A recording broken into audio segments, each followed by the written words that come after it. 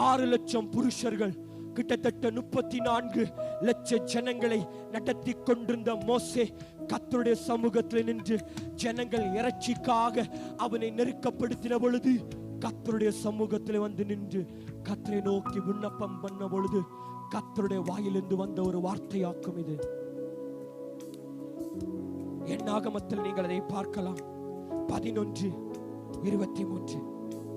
கர்த்தருடைய கரம் குறுகி இருக்கிறதோ, மோசே இதை செய்ய என்னுடைய கரம் குறுகி இருக்கிறதோ,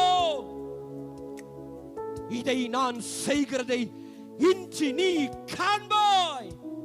You will see the wonder working of my hands with your own eyes. உன் கண்ணுக்கான நான் அதை செய்வேன் என்று கர்த்தர் சொன்னது மாத்திரமல்ல, அதை செய்தார். இயற்கைக்கு அப்பாற்பட்ட